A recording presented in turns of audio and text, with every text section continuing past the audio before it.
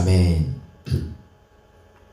감사합니다. 오늘은 본래 지난주부터 해서 몇 주간 교회에 대한 말씀을 선포하기로 했는데, 오늘은 한 주 쉬고 마음을 지킵시다 라는 제목으로 잠언 4장 20절부터 27절까지를 보려고 합니다.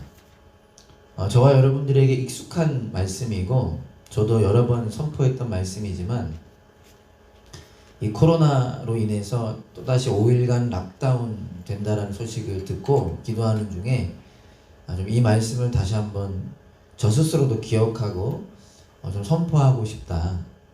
또 그러한 이 코로나 락다운, 다시 5일간 락다운 소식을 들은 즈음에 오늘 전쌤도 나눠주셨지만 은서 소식도 듣고, 또 여기저기서 저희 교회 가운데 좀 힘든 시간들을 보내고 있는 지체들의 소식을 들으면서 더더욱 이 말씀을 전하고 싶다라는 마음이 생겼고요.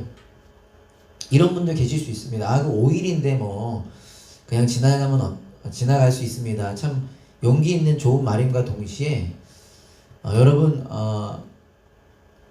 저는 마음 목사님 괜찮은데요 라고 하는 분들 중에 많은 분들이 마음이 안 괜찮을 수 있습니다. 용서하고 들어주십시오. 지금 상황이 괜찮고 여러분 여유가 있는 것 안 괜찮은 걸 수 있습니다. 여기서 말하는 마음, 말씀 나누겠지만, 우리가 그리스도인답게 사는 것이 우리의 마음을 지키는 것인데, 이 시간에 정말 우리의 마음을 좀 점검하고 정말 우리가 주님을 주인으로 고백하는 삶을 살고 있는지를 돌아볼 수 있는 시간이 또한 될 수 있기를 소망하는 마음으로 말씀을 준비했습니다. 우리 잠언 24장 20절부터 27절까지 우리 제가 한 절, 여러분들 각자 계신 곳에서 한 절 읽겠습니다. 잠언 4장 20절부터 27절까지 제가 한 절, 계신 곳에서 여러분들이 한 절 이렇게 읽어보겠습니다. 마음 집중하셔서 함께 읽겠습니다. 내 아들아, 내 말에 주의하며 내가 말하는 것에 내 귀를 기울이라. 그것을 내 눈에서 떠나게 하지 말며 내 마음속에 지키라. 그것은 얻는 자에게 생명이 되며 그의 온 육체의 건강이 됨이니라. 모든 지킬 만한 것 중에 더욱 내 마음을 지키라. 생명의 근원이 이에서 나느니라. 구부러진 말을 내 입에서 버리며 비뚤어진 말을 내 입술에서 멀리하라.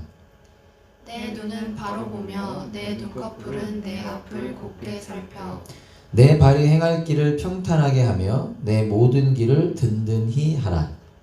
좌로나 우로나 치우치지 말고 내 발을 악에서 떠나게 하라. 아멘. 오늘 말씀을 통해 우리 모두가 우리의 마음을 지키기 원합니다. 더불어 바라는 것은 이 말씀을 통해 우리 담없는 교회가 서로가 서로의 마음을 지킬 수 있도록 도와주는 또 계기, 시작이 될 수 있기를 소망합니다. 한 번 더 기도하고 말씀 선포하겠습니다. 주님, 이 시간 주님만을 바라봅니다. 주님의 함께 하심과 주님의 깨닫게 하심을, 주님의 회복하심과 우리로 성숙해 하심을 갈망합니다.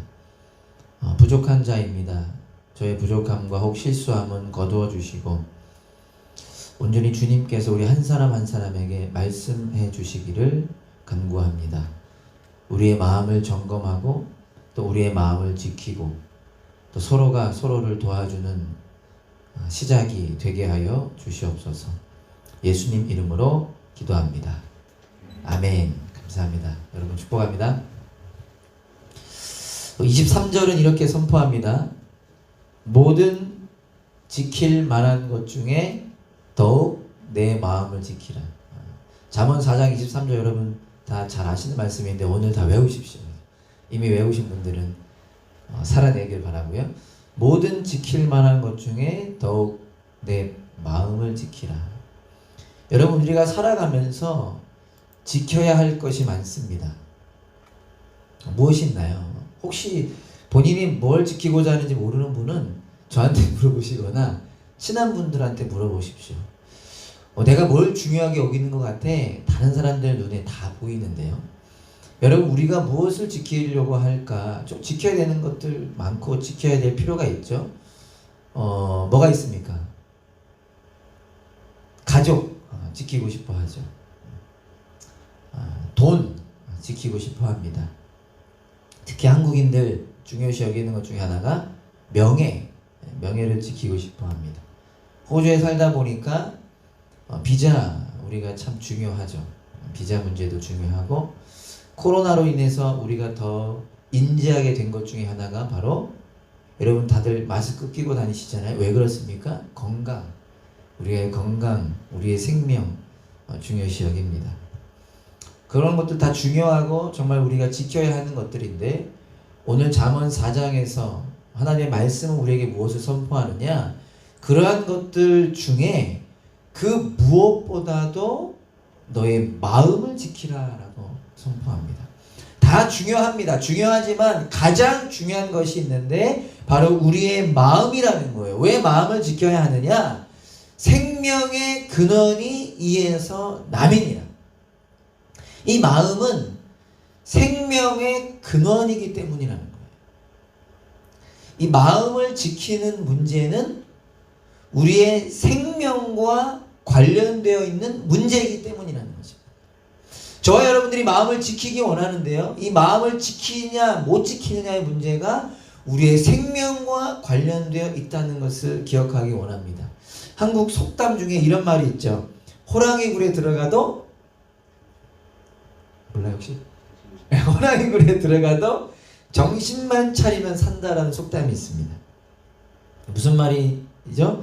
아무리 힘들고 어려운 상황을 만나도 호랑이 굴에 들어가도 정신을 차리면 그 위기를 벗어날 수 있다는 의미입니다. 즉 마음을 지키는 것의 중요함이죠. 마음을 어떻게 먹느냐에 따라서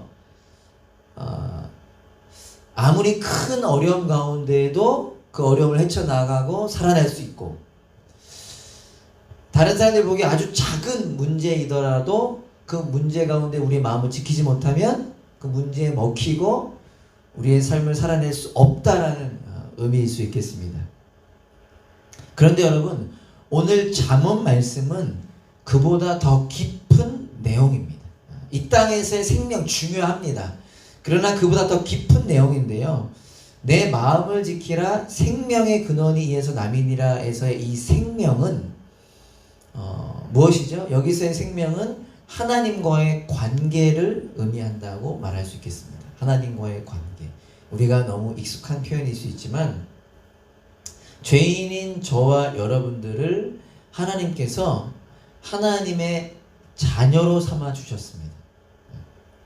하나님의 자녀로 삼아 주셨는데 그것을 에스겔서에서는 뭐라고 표현하느냐? 하나님의 자녀인 저와 여러분들을 새로운 마음으로 살아가게 되었다라고 표현하고 있습니다.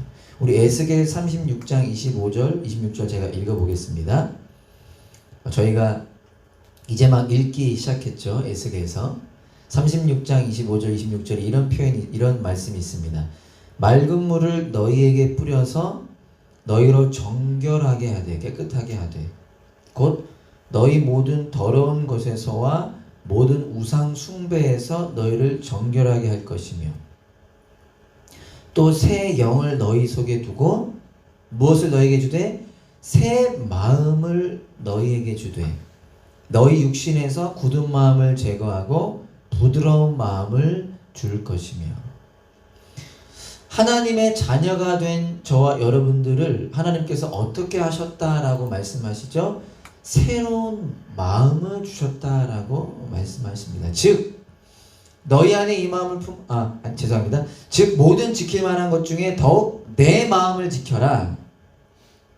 생명의 근원이 이에서 남이니라 해서 이 생명은 우리가 하나님의 자녀가 된 것과 더불어 우리가 하나님과의 관계를 소유하게 된 하나님의 자녀가 된 것과 더불어 어떤 존재가 되었느냐?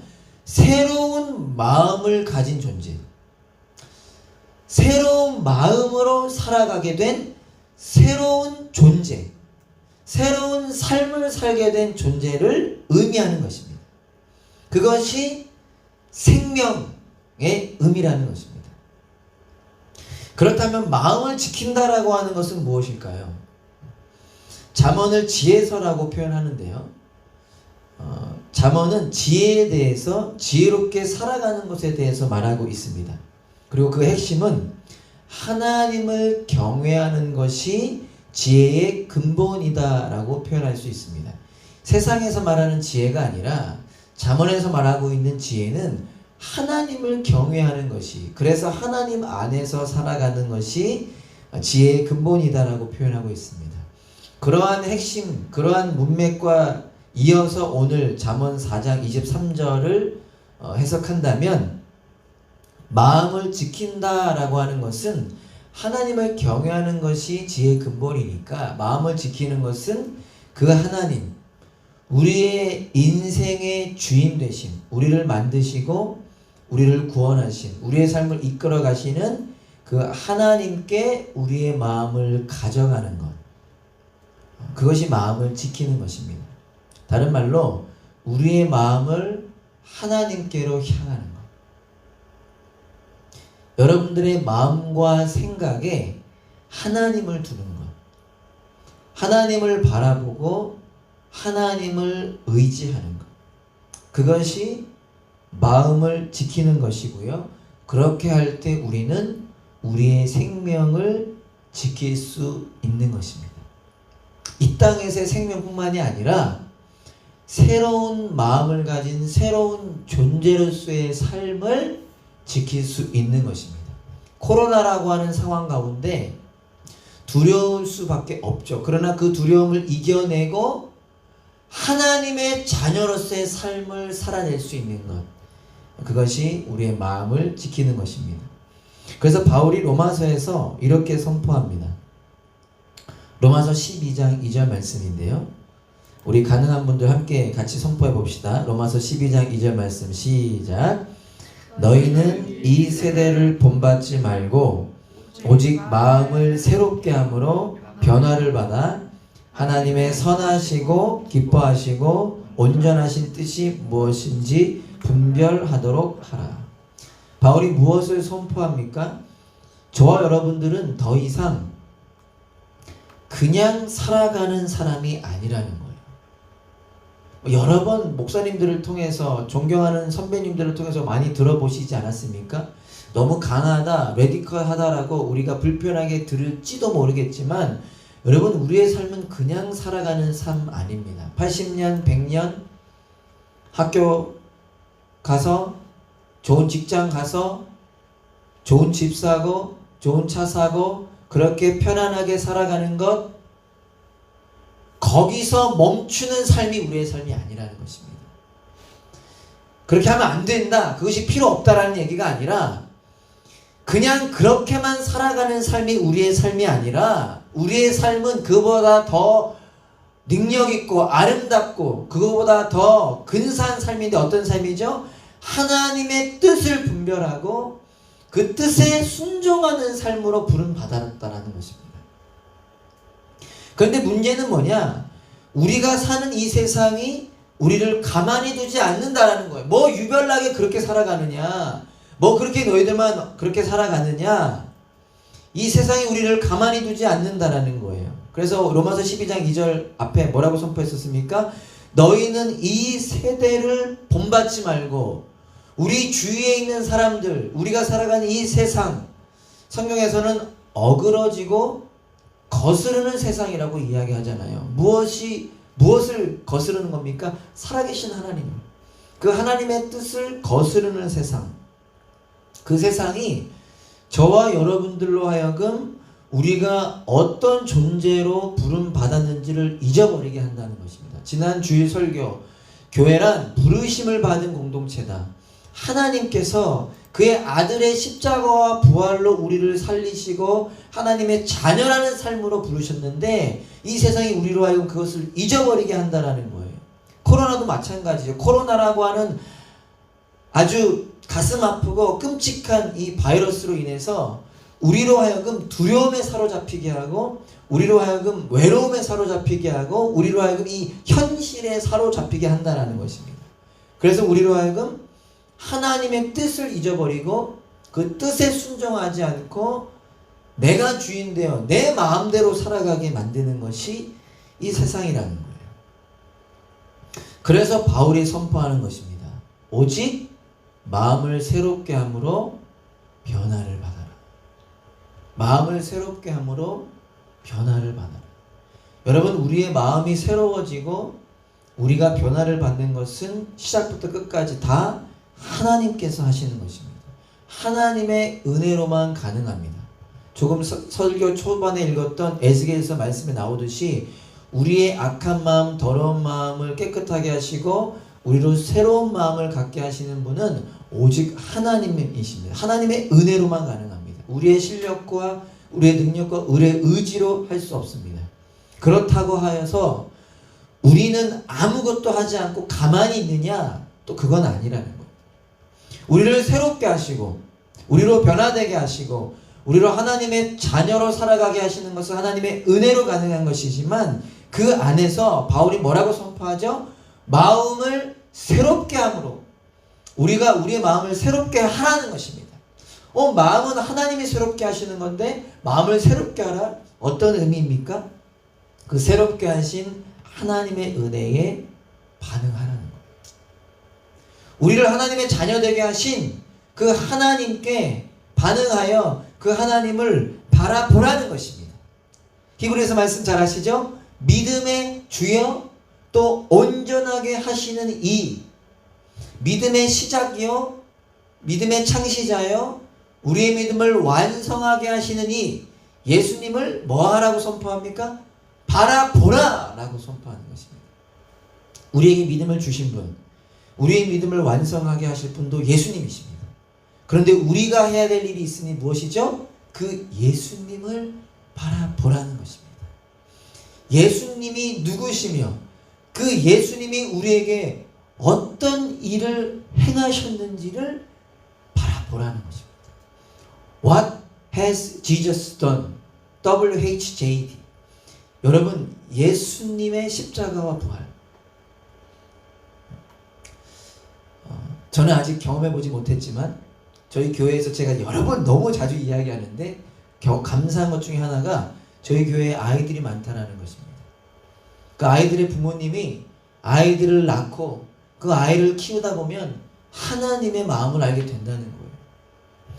아이의 그 사랑스러움, 근데 그 아이가 아플 때 느끼는 감정들,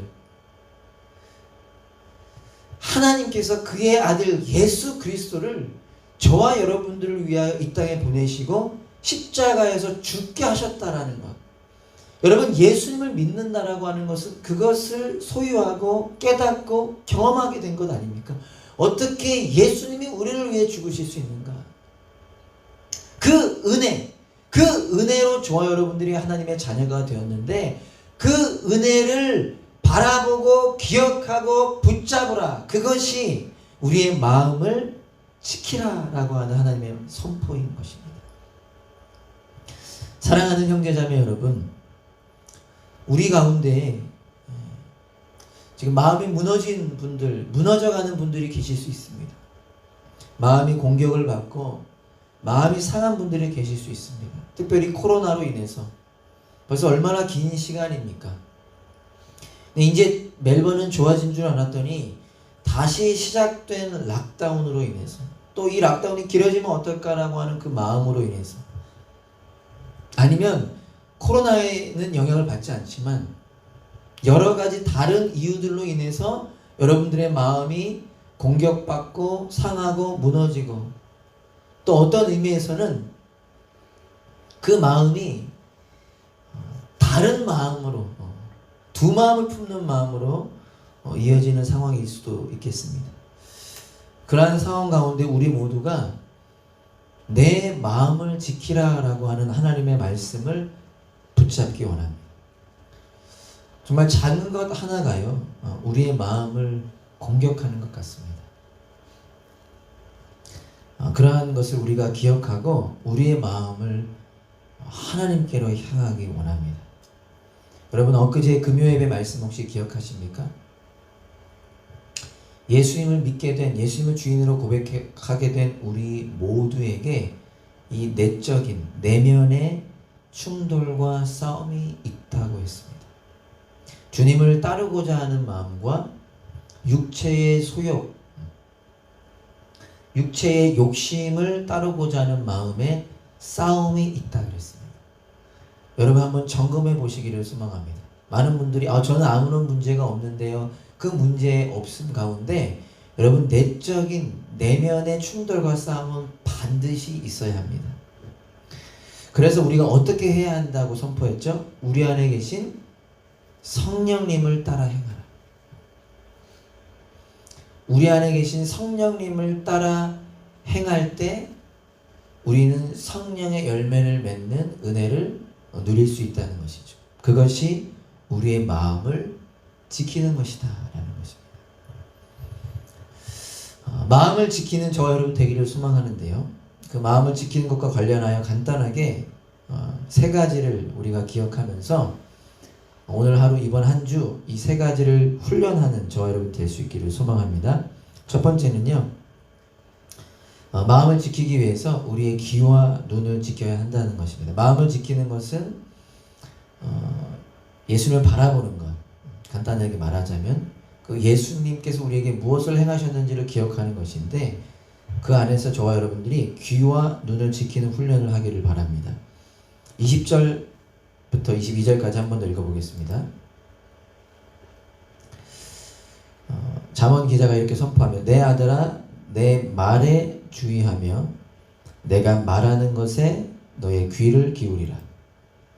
그것을 내 눈에서 떠나게 하지 말며 내 마음속에 지키라. 그것은 얻는 자에게 생명이 되며 그의 온 육체에 건강이 됨이니라. 우리의 귀와 우리의 눈을 지키라 라고 하는 말씀인데요. 무엇을 듣고 무엇을 보는가가 우리의 마음에 영향을 주기 때문입니다. 여러분 너무나 잘 아시는 그 복음서에 나오는 장면, 예수님의 제자들이 오병이어의 기적 이후에 제자들만 배를 타고 갈릴리 호수를 건너가게 되었습니다. 그리고 예수님은 뒤따라 가시게 됐는데 제자들만 배를 타고 갈 때 밤 늦은 시간에 예수님께서 그 물 위를 걸어서 제자들에게 가시는 장면이 있습니다. 멀리서 귀신인 줄 알고 벌벌 떨 때 예수님께서 나니까 안심하라 라고 말씀하셨고 그 말을 들은 베드로가 어떻게 하죠? 늘 앞섰던 베드로가 주님이시면 저에게 걸어오라고 물 위를 걸어오라고 말씀해 주십시오 라고 이야기하고 예수님께서 오라 라고 말씀하세요. 베드로가 참 용기가 있었던 것 같습니다. 오라라고 하는 예수님의 말씀을 어떻게 하죠? 배에서 내려서 예수님께 걸어가는 놀랍죠? 그 호수 위, 물 위를 걸어서 갑니다. 근데 걸어서 가다가 어떻게 됩니까? 곧 물에 빠지게 되는데 왜 물에 빠지게 되었느냐? 성경에서는 뭐라고 이야기하죠? 베드로가 바람을 보고 무서워 빠져가는지라. 예수님을 바라보고 물 위를 걸었던 베드로가 바람을 보고 무서워하게 되므로 물에 빠지게 되었다는 것입니다. 무엇을 보는지가 중요하다는 것이죠. 그러나 베드로는 곧 물에 빠지면서 어떻게 하죠? 예수님을 부르짖죠. 예수님 살려달라고 부르짖고요. 예수님께서 그 베드로를 건져주시고 예수님과 함께 다시 물 위를 걸어 배에 오르게 됩니다. 우리에게 너무 익숙한 장면인데요. 사랑하는 여러분, 저와 여러분들의 삶이 어떤 삶이냐라고 말할 수 있느냐? 저와 여러분들의 삶은 바다를 통과하는 삶입니다. 우리의 삶은 절대 편안한 삶이 아닙니다. 평안한 삶이지만 이 세상을 예수님을 믿는 믿음으로 살아가기에 바다를 통과하는 삶과 같다는 거예요. 바다를 통과할 때 바람을 보고 파도를 보면 무서워집니다. 누가 무섭지 않을 수 있겠습니까? 어떻게 인간이 안 무서워할 수 있겠습니까? 그러나 우리의 삶은 어떤 삶이냐? 무서울 수 있지만 예수님을 바라볼 수 있는 삶이죠. 세상 끝날까지 너희와 함께하리라고 하신 그 예수님을 바라볼 수 있는 인생. 그 예수님을 바라보기에 바람과 파도를 이겨낼 수 있는 인생이 저와 여러분들의 인생이라는 거예요. 여러분, 듣는 것과 보는 것이 우리에게 얼마나 큰 영향을 준다는 것은 이미 저와 여러분들이 잘 아는 내용인데 그래서 간과하는 것 같아요. 어떤 자매님이 이런 말을 하더라고요. 어느 날 자기도 모르게 자기 입술에서 트로트가 나오는 걸 보고 깜짝 놀랐다는 거예요. 자기도 모르게. 저기 트로트 기억나는 게 없어서 뭐가 있나? 그렇게 뭐 했는지는 기억이 안 나는데 뭐 공부를 할 때 청소를 할 때인지 갑자기 트로트가 나온다는. 그리고 탁 깨달은 게 뭐냐? 자기가 집에서 어른들이라고 핑계 대고 싶은데 어른들과 함께 지내다가 그 미스 트롯이라고 하는 프로를 매일 봤다는 거예요. 그것을 보다 보니까 여러분 어떻게 이해하실지 모르겠는데 듣는 것에 우리가 영향을 얼마나 트로트가 그의 마음에 채워진 거죠. 자기도 모르게 트로트가 나와. 본래는 찬양이 나오던 입술이 트로트가 나오게 됐다는 거예요. 저희 교회 아이들이 많은데요. 여러분 저도 그렇게 될 거지만 저희 교회 아이들이 많은데 부모님들이 가장 중요하게 여기는 것 중에 하나가 뭐냐면요. 아이들에게 핸드폰 보여주지 않으려고 합니다. 왜냐하면 뭐 사람들마다 기준과 그 정도는 좀 차이가 있겠지만 핸드폰을 보여주는 걸 아주 조심하고요. 절제시킵니다. 왜냐하면 아이들이 어릴 때부터 그 핸드폰을 너무 좋아하게 되고 더 중요한 거는 핸드폰을 통해서 안 좋은 것들을 많이 볼 수 있게 되잖아요. 그것에 영향을 받잖아요. 얼마나 거기에 집중하는지 모릅니다. 정말 중요한 문제라고 저도 생각하는데 이제 아직 저는 부모가 아니니까 당당히 이야기해요. 여러분 근데 망각하는 게 뭐가 있냐면 아이들에게는 핸드폰 보여주는 거 조심시키면서요. 어른들은 신경 쓰지 않습니다. 본인들은 괜찮은 줄 알게 되는 것 같은데 아니에요. 여러분들이 자주 보시는 넷플릭스, 유튜브 뭐 이런저런 프로그램 여러분들 그런 것들이 여러분들에게 영향을 끼친다는 사실을 여러분들도 인지하셔야 합니다. 물론 좋은 프로그램들도 많지만 안 좋은 것들이 그 배우의 안 좋은 것들이 얼마나 많은지 모릅니다. 우리는 어떤가? 우리는 그런 것들의 영향을 받고 있지는 않은가를 냉철하게 점검해 볼 필요가 있다는 것입니다. 그래서 오늘 잠언에서는 뭐라고 선포하고 있죠? 20절에 내가 말하는 것에 주의하라. 여기서 말은 잠언 기자 특히 솔로몬의 말일 수 있겠지만 나아가서 하나님의 말씀이라고 할 수 있겠습니다. 하나님의 말씀에 주의하라. 하나님의 말씀에 귀를 기울이라. 하나님의 말씀을 너의 눈에서 떠나게 하지 말라. 여러분 성경을 읽자라고 하는 것 형식적으로 읽자라고 하는 건가요? 꼭 성경 통독하기 위해서인가요? 어떤 분들은 유치하게 들릴 수 있겠지만 여러분 우리가 세상의 것 얼마나 많이 봅니까? 여러분 TV 얼마나 많이 보시나요? 얼마나 많이 들으시나요? 그러나 우리가 하나님의 자녀로서 우리를 온전케 하신다고 하신 말씀 구원에 이르게 할 뿐만 아니라 우리를 온전하게 하신다고 하신 말씀이 하나님의 말씀 감동으로 쓰여진 말씀 아닙니까? 얼만큼 읽느냐의 그 양이 중요한 건 아닐지도 몰라도 우리가 매일매일 그 하나님의 말씀을 붙잡는 삶을 살아갈 때 우리는 승리하는 삶을 살아갈 수 있다. 우리가 기억하기를 바랍니다. 골로새서 3장 16절 그리스도의 말씀이 너희 속에 풍성히 거하여 모든 지혜로 피차 가르치며 권면하고 시와 찬송과 신령한 노래를 부르며 감사하는 마음으로 하나님을 찬양하고 여러분 우리의 귀와 우리의 눈을 지키는 훈련을 하기를 바랍니다. 특별히 그 중에 가장 중요한 것이 무엇이냐? 하나님의 말씀을 들으시고 하나님의 말씀을 보시기를 여러분 권면합니다. 형식적으로 말고요. 프로그램으로 말고 살아있는 하나님의 말씀 복음에는 하나님의 의가 나타나서 믿음으로 믿음에 이르게 하나니 오직 의인은 믿음으로 말미암아 살리라. 여러분 하나님의 말씀 그 생명이 있는 능력이 있는 하나님의 말씀을 우리가 채우기를 원합니다. 훈련하기 원합니다. 그럴 때 어떻게 되죠?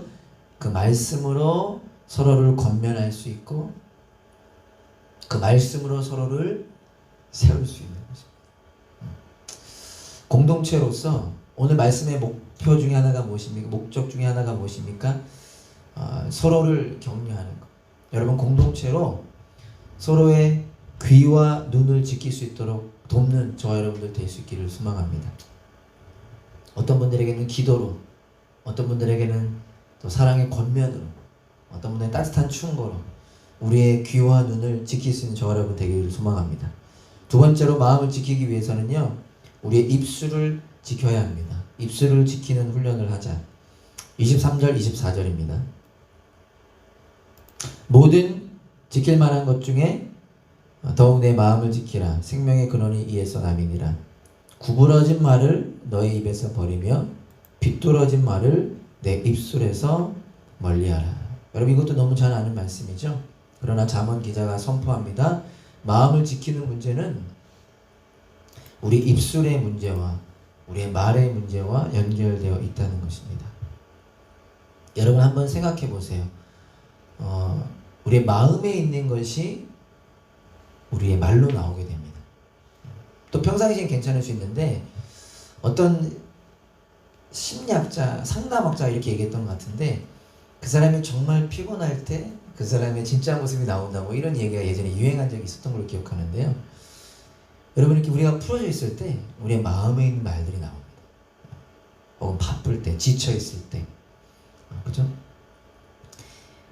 우리의 마음에 있는 것들이 우리의 입술로 나오기 마련인데 동시에 우리가 말하는 것에 또 우리의 마음이 영향을 받게 됩니다. 아주 쉬운 예로 길을 지나가다 보면 교회에서는 듣기 어렵죠. 길을 지나가다 보면 나쁜 말 하는 제가 한국 가서 오랜만에 한국 갔을 때 재작년에 가장 놀랐던 것 중에 하나가 이곳저곳에서 그냥 아주 익숙하게 나오는 그 말, 그죠? 그 말 있잖아요. 제가 좀 깜짝 놀랐는데 그 나쁜 말 비속어 사용하는 사람들을 보면요, 들으면 기분이 나빠져요. 마음이 안 좋아집니다. 뿐만 아니라 그 사람도 사실 마찬가지예요. 그 욕을 하면서 마음이 풀려진다라고 생각하는데 실상은 그렇지 않습니다. 여러분 습관적으로 하는 말들 있죠. 습관적으로 나오는 말.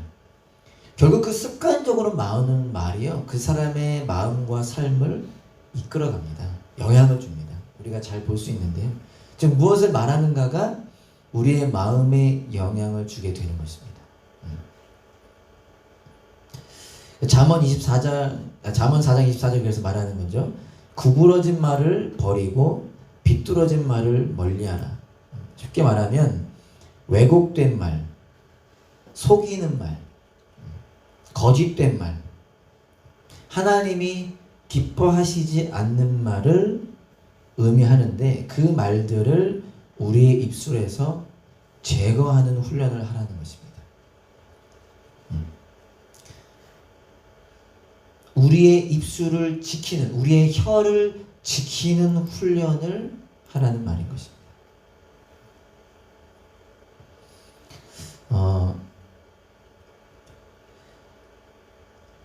여러분 그 묵상이라고 하는 단어의 의미 아시죠?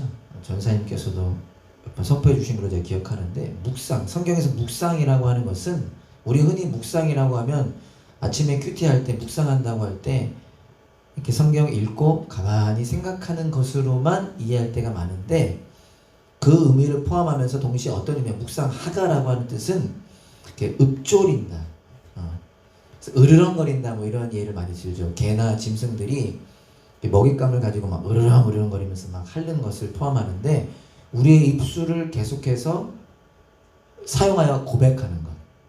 그래서 마음으로만 생각하는 것만이 아니라 모든 지킬 만한 것 중에 더욱 내 마음을 지키라, 이렇게 입술로 고백하는 것, 그것이 묵상인데요.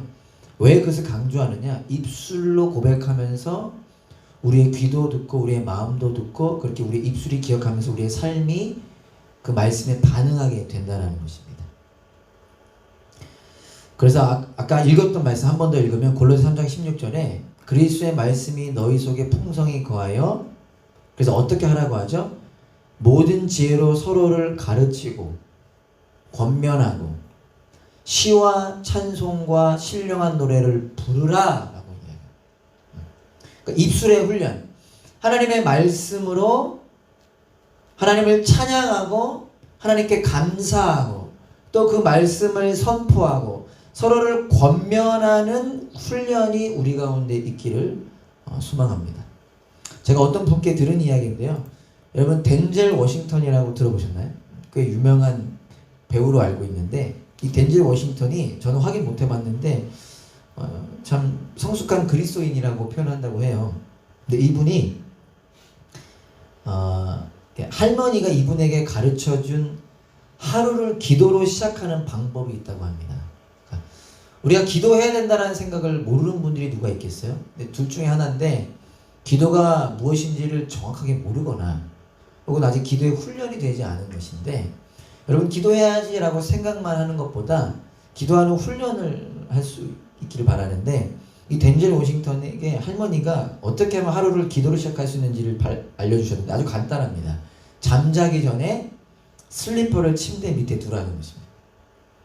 그러니까 저는 익숙하지 않은데 이제 이게 미국인들 외국인들은 집에서도 슬리퍼 신고 다니잖아요. 그러니까 그 슬리퍼를 침대 밑에 두라는 것입니다. 무슨 말이냐? 아침에 이제 일어나서 하루를 시작할 때 슬리퍼를 신어야 되는데 슬리퍼가 침대 속에 있으면 그 속에 있는 슬리퍼를 꺼내야 되잖아요. 그러면 꺼내려면 무릎을 구부리잖아요. 무릎을 구부리면 그때 기도부터 하라. 그러면 기도로 시작할 수 있다. 아주 유치할 수 있고 간단할 수 있지만 참 제 마음에 도전이 된 것인데요. 무슨 의미냐? 훈련하라는 것입니다. 기도도 훈련해야 된다는 거예요. 그래서 오늘 여러분 예배를 마치고 셀그룹 모임 할 때 여러분 어떻게 하면 내가 나의 입술을 훈련할 수 있을까? 어떻게 하면 내가 나의 눈과 귀를 훈련할 수 있을까? 추상적으로 생각하지 마시고 실제적으로 고민해 보시기를 바랍니다. 내가 하나님의 말씀을 읽을 수 있는 훈련, 내가 하나님의 말씀을 들을 수 있는 훈련, 나의 입술로 하나님을 찬양하고 고백하고 하나님을 의지할 수 있는 실제적인 훈련을 여러분들이 고민해 보시고 실천함을 통하여 우리의 마음을 지키는 저 여러분들이 될 수 있기를 간절히 소망합니다. 여러분 성경 통도 매일 읽으시기를 권면합니다. 미뤄서 부탁입니다. 미뤄서 주일날 읽지 마세요. 그거 매일 읽기 위해서 성경 통독하는 것이지 성경 통독하기 위해서 통독하는 게 아니잖아요. 여러분 밥 드시잖아요. 오늘 홍보하면 안 돼요. 밥 드시잖아요. 그죠? TV 꼭 챙겨 보시잖아요. 그거 왜 안 보냐고 저한테 그걸 어떻게 안 봐요 그러는데 보시잖아요. 씻으시잖아요. 씻으시잖아요. 내가 언제 읽을 수 있는가를 유치하지만 초심으로 돌아가고자 하는 마음으로 고민해 보세요. 나는 아침형 인간이다. 그럼 아침에 읽으세요. 내가 읽지 않고서는 아침 먹지 않으리라. 내가 이거 읽지 않고서는 출근하지 않으리라. 그래서 읽으세요. 그럼 저녁형 인간이면은 밤에 내가 이거 읽지 않고서는 유튜브 안 보리라. 또 이렇게 하다가 또 형식에 매이지 마시고 그렇게 우리가 우리의 눈을 지키고 우리의 입을 지키고 우리의 귀를 지켜 우리의 마음을 지키는 훈련, 예수님을 바라보는 훈련하기를 소망합니다. 마지막으로 세 번째요. 마음을 지키면 우리의 발을 지키게 된다는 것입니다. 25절부터 27절까지 너의 눈은 바로 보며 내 눈꺼풀은 내 앞을 곱게 살펴 너의 발이 행할 길을 평탄하게 하며 내 모든 길을 든든히 하라. 좌로나 우로나 치우치지 말고 내 발을 악에서 떠나게 하라. 우리가 우리의 마음을 지키면 우리가 좌로나 우로나 치우치지 않게 된다는 것입니다. 모든 지킬 만한 것 중에 내 마음을 지켜라. 생명의 근원이 이에서 남이니라. 우리의 생명, 하나님의 자녀가 되어 새로운 마음으로 하나님을 주인으로 고백하며 살아가는 소금과 빛된 우리의 삶을 살게 된다는 것입니다. 오늘이라고 하는 하루를 어디에서 무엇을 하든 비록 코로나라고 하는 어려운 상황임에도 불구하고 물론 힘들지만 바람과 파도로 무섭지만 예수님을 바라봄으로 하나님께서 기뻐하시는 삶을 살아낼 수 있다는 것입니다. 바울이 저와 저희 목회팀이 금요일날 우리 빌립보서를 다 나누지 않았습니까? 바울이 감옥에서 쓴 편지가 빌립보서인데 바울이 감옥 안에서 감옥 밖에 있는 사람에게 편지를 쓰면서 뭐라고 고백했느냐? 나는 자족할 수 있다. 어떤 상황에도 자족할 수 있다라고 고백했습니다. 내가 가난할 때도 내가 부요할 때도 내가 누구인지를 알기에 나는 기쁨으로 믿음으로 주님을 고백하는 삶을 살아갈 수 있다라고 고백했습니다. 바울이 특별했기 때문일까요? 아닙니다. 바울은 지극히 평범한 사람이었습니다. 그는 예수님을 박해했던 사람이었고요. 얼마나 연약했는지 예수를 믿고 나서도 오호라 나는 곤관자로다라고 고백하며 괴로워할 정도로 그는 연약한 인간이었습니다. 우리와 똑같은 인간이었다는 거예요. 그러나 그런 바울이 어떻게 감옥 안에서도 감옥 밖에 있는 자들에게 편지를 쓰며 나는 어떤 상황에도 자족할 수 있다. 나는 그리스도인으로 살아갈 수 있다라고 고백할 수 있었습니까? 그것이 은혜의 능력이라는 거예요. 바울은 예수님의 십자가의 은혜를 경험했고 감옥 안에서도 그 은혜를 바라보았기 때문에 감옥 안에서도 나와 함께 하시는 예수 그리스도의 그 십자가와 부활의 은혜를 고백할 수 있었기 때문에 그런 고백으로 살아갔기 때문에 그러한 편지를 쓸 수 있었던 것입니다. 고린도후서 5장 17절은 선포합니다. 그런즉 누구든지 그리스도 안에 있으면 새로운 피조물이다. 사랑하는 여러분, 저와 여러분들은 예수님의 십자가와 부활로 새로운 존재, 새로운 피조물, 하나님의 자녀가 되었습니다. 여전히 어렵고 여전히 힘들고 아프고 무서운 세상을 살지만 하나님의 살아계심과 하나님의 함께하심을 듣고 보고 느낄 수 있는 인생이 되었습니다. 비록 코로나 상황이지만 그 코로나로 인하여 힘들고 어렵고 아프고 슬프지만 거기에만 매이는 삶이 아니라 그리스도인으로서 비록 코로나 상황 가운데서도 소금과 빛으로 살아낼 수 있는 삶으로 부름 받았다라는 것입니다. 언제 그 삶을 살아낼 수 있느냐? 모든 지킬 만한 것 중에 더욱 내 마음을 지키라. 우리가 우리의 마음을 지킬 때, 우리의 마음을 새롭게 할 때, 예수님을 바라볼 때, 예수님께서 우리에게 어떠한 일을 행하셨는지를 기억할 때 우리는 그러한 삶을 살아낼 수 있는 것입니다. 말씀을 마치겠습니다. 사랑하는 형제자매 여러분, 이 어려운 시기 여러분 정말 응원합니다. 여러분들 위해 기도합니다. 이 어려운 시기에 우리의 마음을 지키기 원합니다. 우리 마음을 지키기 원합니다. 예수님께서 우리에게 행하신 일이 무엇인지를 바라보고 기억하기 원합니다. 나아가서 서로가 서로의 마음을 지킬 수 있도록 도와주는 저와 여러분들이 되기를 소망합니다. 오늘부터 그 삶을 살아내기 원합니다.